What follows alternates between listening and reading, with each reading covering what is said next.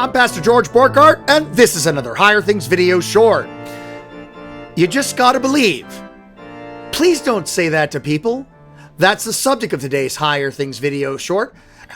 Hey, if you love our videos, if you have been daring to be Lutheran with us or learning about your Christian faith from people you never expected to be helpful in learning about your Christian faith, go ahead and like and subscribe today. You can also go to support.higherthings.org and give today. Your tax-deductible gift keeps Higher Things, a youth organization all about the gospel, being passed on to the next generation, helps us keep going. Higher Things is a 501c3, all about the gospel in the ears of our church's youth. The church's youth, not necessarily just Lutheran youth.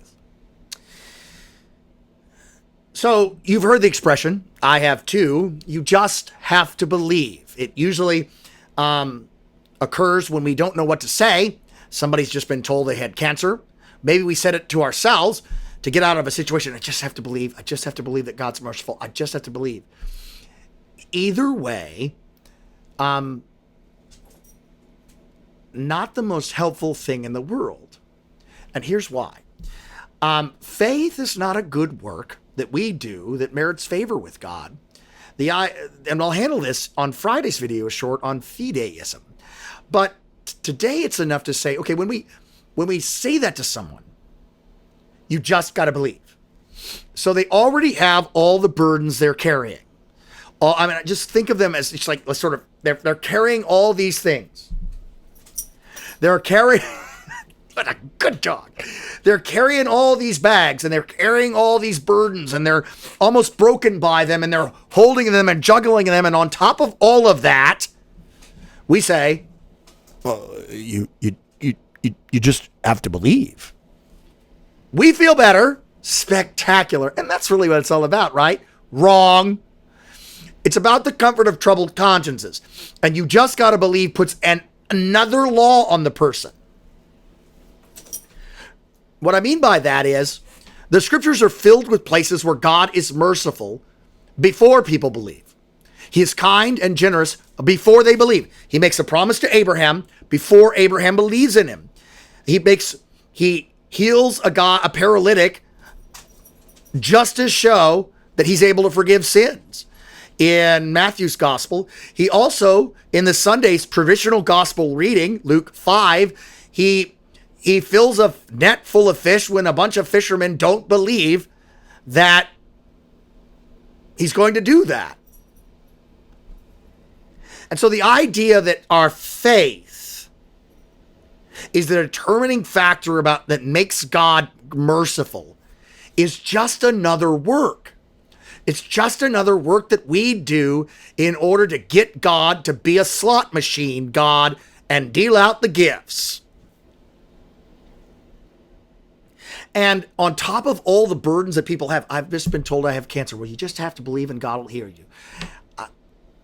My marriage is a failure. Well, you just got to believe and God will fix it. Well, my body won't stop hurting. But if you just believe, it'll be okay. And the worst one is when we do it with salvation. You just got to believe. And then we don't have to, we turn that into some sort of antinomian or anti-law thing where I don't have to go to church or anything like that because I just believe. James will cover that. Maybe a later video short. But what I would say is God is merciful, God is kind, God is loving. And he saves us despite us. He is a God who gave up his son for us on the cross. There's no end of the good that he's going to do for us. He's like an eternal fountain that gushes forth more and more that is and could be called good. He's good. He's going to be good. Where we don't believe or doubt, he still is merciful and kind. Lord, I believe, help now mine unbelief. Where we don't know if we can go another day, he carries us. That's the part of the poem on the footprints in the sand that I really like. Not the part where we were walking on our own because we never could walk on our own, but the part in which he's carrying us. God's going to be just merciful to us despite our doubts and our despair and our unbelief? Because he's a good God. He gave up his son. So is Jesus merciful to me? And the other thing is that we're going to set up something where the only thing that God can do is what we want him to do and not what he could do. You see, God is so good that when we give him two options, do what we want or everything's a complete and total catastrophe, he could pick the roof off the house and do good to us. There's always a third or fourth thing with God. He's that good of a God. Well, God, you either heal me of cancer or I die. Well, he's such a good God that he could make our life, he could teach us in our suffering that he is made perfect and his strength is made perfect in our weakness. The loss to cancer isn't really a loss because we live forever. Our handling of the pain that we continually feel could be a great witness to others and save others. And so the idea that we tell somebody you just got to believe makes us feel better, but it doesn't really actually do the job. Sometimes people need to hear the gospel. Jesus is going to be good to you despite your believing or your unbelief. He's going to be merciful to you despite how much you cling to him or don't cling to him. Dr. Feuerhahn used to describe faith like this. Whether you are grasping hold of the pin like this, and the pin is Jesus, or whether you're barely holding on to it, or whether it has you. You know, faith receives the promise of the gospel, and faith holds to Jesus, and we're saved.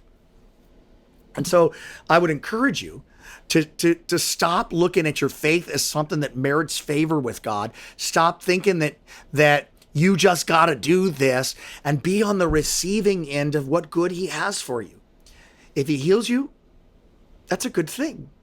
And if he doesn't, he's going to take care of you, even in your, well, even if you die. Because he's that good of a God. Because he's the God who saves. You just got to believe. No, I think a better prayer is, Lord, I believe. I'm trying to believe. Help now mine unbelief. Help me, despite me. And in Jesus, in the suffering and death of Jesus, in your baptism, in the word, in the body and blood, he does. He is far more good than we could ever imagine to sinners who don't deserve it. I'm Pastor George Borghardt, and this has been another Higher Things video short.